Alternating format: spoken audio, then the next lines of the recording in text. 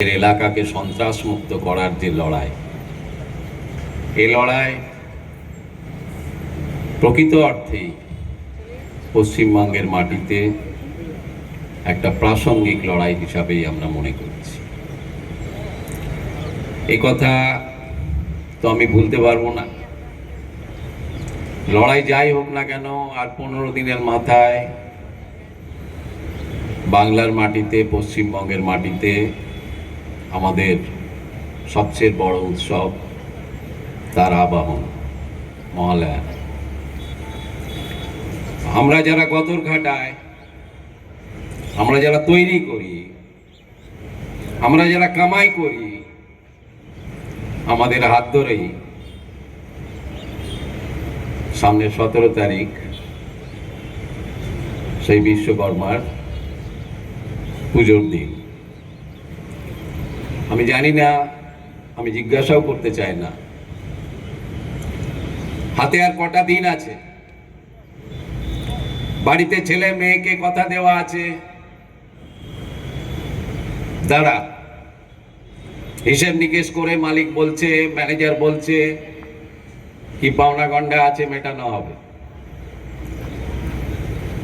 Manager এখনো পর্যন্ত বোনাসের notice ঝোলায়নি, মালিক ঝোলায়নি। তাদের বোর্ড অফ ডাইরেক্টরসের কি মিটিং হচ্ছে, কত পার্সেন্ট দেবে, কি দেবে, কদিনের কাজের উপরে দেবে, কি ইনসেন্টিভ দেবে, এখনো বুঝতে পারছি না। কদিন অপেক্ষা কর। কাপড়ের দোকানওয়ালা, মুদির দোকানওয়ালা, ছেলে মেয়েকে পড়ায় যে প্রাইভেট টিউটর, সারা বছর ধরে ছেলে মেয়েকে স্কুল নিয়ে গেছে, যে রিক্সা, ভ্যান রিক্সা, টোটো, অটো তাকিয়ে আছে। প্রত্যেকটা পরিবার যাদের গতর দিয়ে, যাদের মাথা দিয়ে, যাদের যত্ন দিয়ে, সেবা দিয়ে, যে মানুষগুলো যাদেরকে টিকিয়ে রেখেছে, সেই বাড়ির পরিচারিকা, তারা আশা নিয়ে বসে আছে। কয়েক লক্ষ কোটি টাকা বাংলার মাটিতে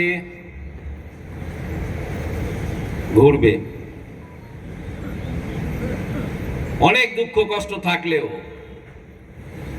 5-6টা দিন আমরা হাসি মুখে সকলে মিলে আনন্দ করব।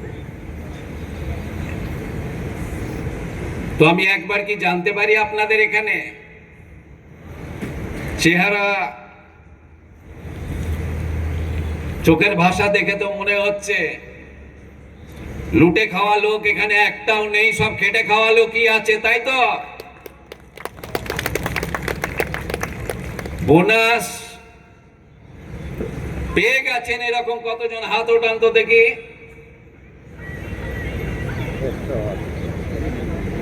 কি হলো? আচ্ছা, বোনাস পাননি, অনুদান তো পেয়েছেন। কতজন পেয়েছেন হাত ওঠান।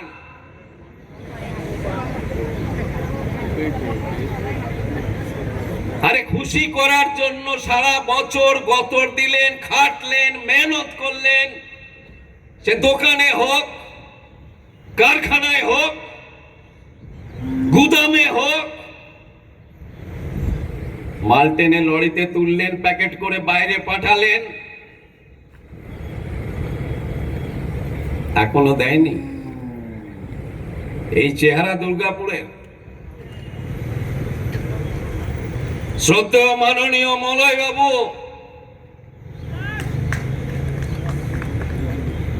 এসে চেহারা দেখুন,